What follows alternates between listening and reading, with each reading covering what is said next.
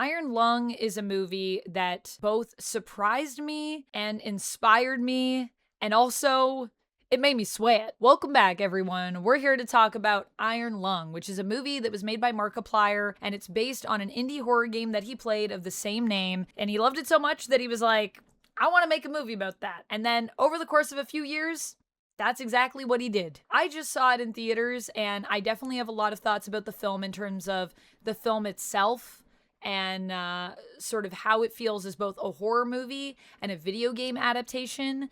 And I also want to talk about how it's changing up the indie film scene because it is doing some pretty cool stuff in that regard, regardless of how you feel about the film itself. But before we talk about that, I want to know, how do you feel about video game adaptations? And how do you feel about YouTubers making movies? Because there are a lot of people that seem to have a plethora of opinions on the internet about that. So I saw the trailer for this, and I'm going to be real, I was kind of nervous about it. I wanted Markiplier to surprise me. I wanted to be surprised, but I also saw the trailer and was a little bit worried about some things. I was worried about the visuals. I was a little bit worried about the premise for the film. It seems like, it takes place in one spot, and I was just like, I don't know how that's gonna go. And then the fact that Markiplier is so prominently featured, I was a little bit nervous for him as an actor. But after seeing it, I still have some qualms with this film. I still have a few complaints here and there. But at the end of the day, overall, there was more that I enjoyed than I would say I took issue with. So we will talk about the things I take issue with because a lot of people are also bringing up these points in their reviews. I've read some of the reviews online as well. And I also played the game. So I'd love to talk about this as a video game adaptation. But before that, let's just dive into some of the film stuff. The first thing that I took note of when I sat down and was watching this movie was the cinematography. And I want to shout out Philip Roy, who was the DOP, the director of photography on this film. The shots in this movie there are so many that are so creative. Like the tone of this film, I just think is so consistent. It's kind of got a little bit of a grim, dark vibe to it. So visually, I think across the board, I don't know how anyone could really complain about the visuals, other than lighting-wise, it is a bit dark. However, that also even lends into the feeling of the movie because we spend the entire film pretty much in the Iron Lung, which is the sort of nickname for the submarine that we find ourselves in with Markiplier's character, who is the convict. You come to know more about the convict as the film goes on,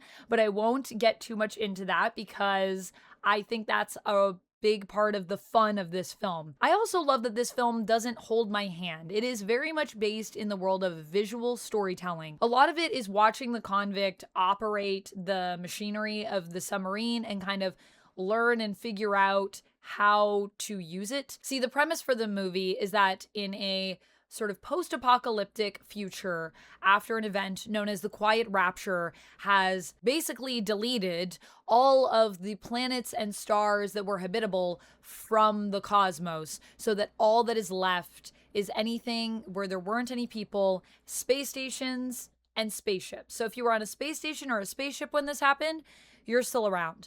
But humanity is in a pretty bad place. A lot of the resources are gone. They're struggling to survive, and they're trying to cling on to the last little bit of hope in the stars. Markiplier plays the character of the convict who has been assigned to this submarine, which has been welded shut, and he is on a mission to collect data at the bottom of a blood ocean on a moon.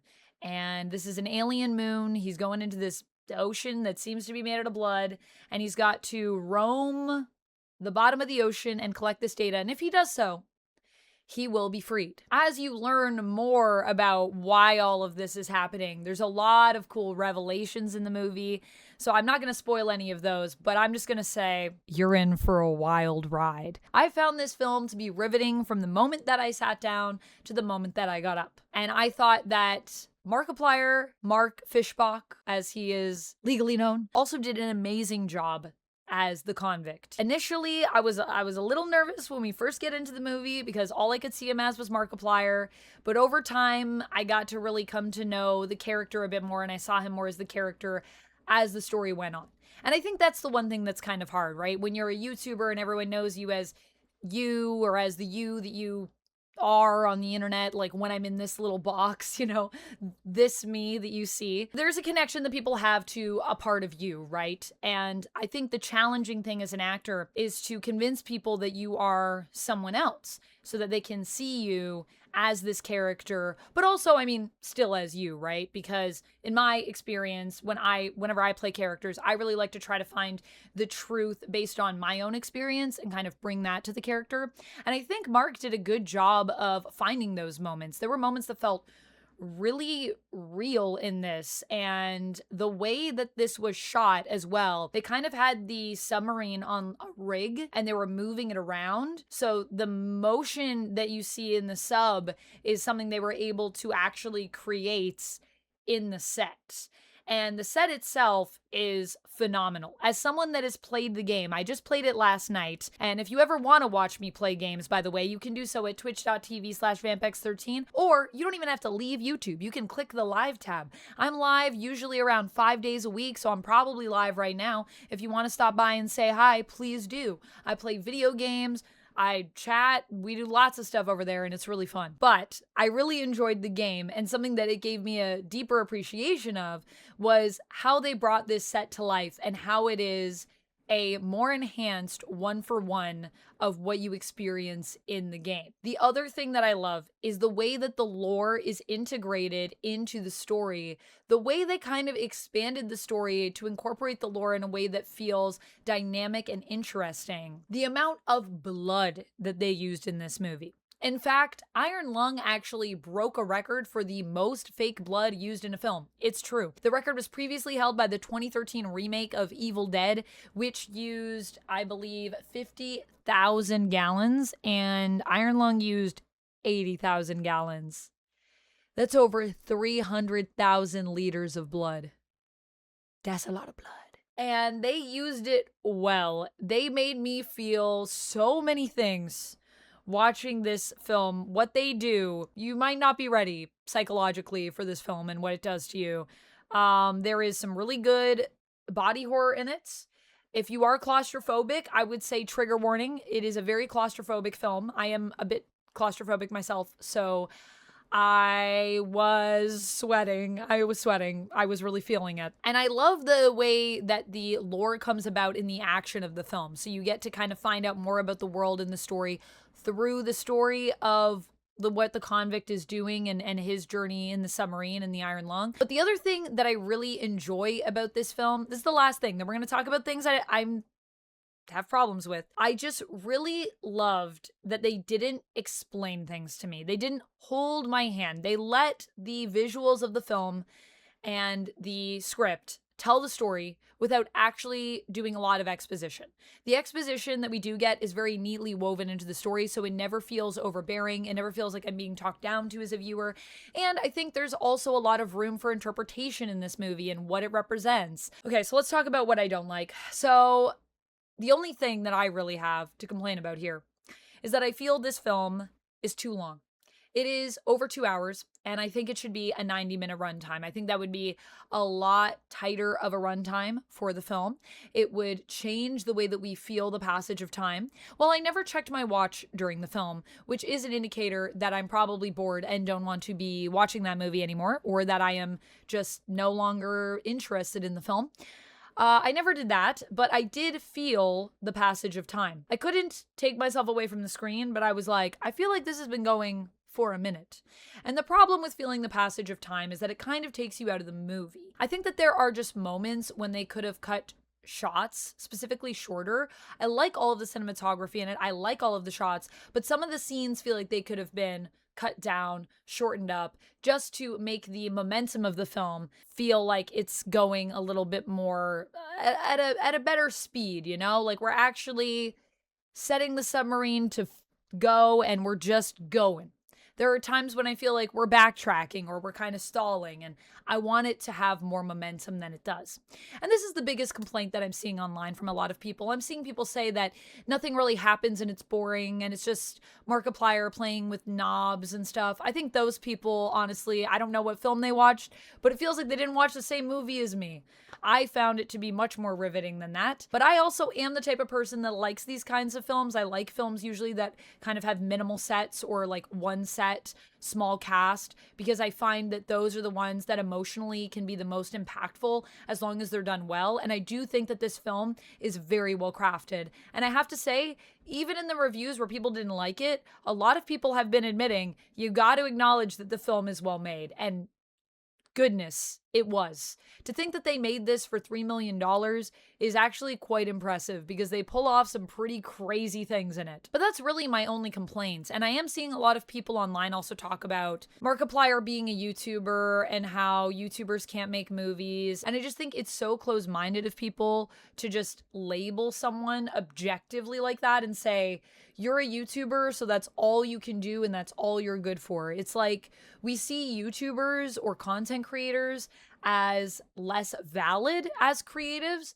than other people, which I think is honestly wild. Most people that are YouTubers have some kind of background in, dramatic arts or in music. We have other skills that kind of brought us to the platform that made us want to be performers. We are performers, and some of us are also journalists and writers. And there's a lot that goes into making a YouTube video. So when people say that, it's so reductive. It just feels so insulting to me. So for people to say that Markiplier can't do something like this, that it's too ambitious for him because he's a YouTuber, is just like, just get over it, man. Times are changing. YouTubers can make movies now. In fact, Mark didn't just make a movie. He also did a really cool thing for indie film. That was something that I talked about at the beginning of my review. And what I mean when I say that is that films like this usually don't get a release like we're seeing. That happened because Markiplier was behind it, and he does have celebrity and status. Regardless of what people want to think of YouTubers, we are people that are known, and because of that, because we have resources and because we have a reputation and because we have fan bases, we can actually leverage those to make cool things, and people will come and support them and be interested because they like us as people. I know.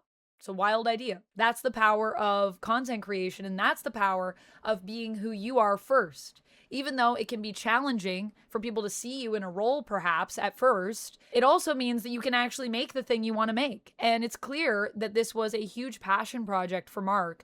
And I'm so happy that he was able to not just make it, but also get it a global release in theaters, where he had just wanted it to be in a few theaters. And before he knew it, everyone was picking it up. And not only that, but the pre-orders, he made his money back. He has made over 8 million, I think, on pre-orders, and the film cost 3. So that's basically my thoughts on what works and what doesn't work and why I think this film is something special. Also, the fact that it didn't go to any festivals and it got into the theater based on its own merit is amazing. It is really hard for films to do that. That's why we have film festivals. You build up hype about your film, and then you hope that somebody picks it up so that you can get it distributed in movie theaters or on streaming services or things like that. Unless you're a big studio like Warner Brothers or Disney, it's really hard to get into movies, into the theaters, if you're an indie film. So the fact that he was able to circumvent the theater circuit is pretty insane, and could mean a huge change for indie film going forward, which I'm really excited and happy to see.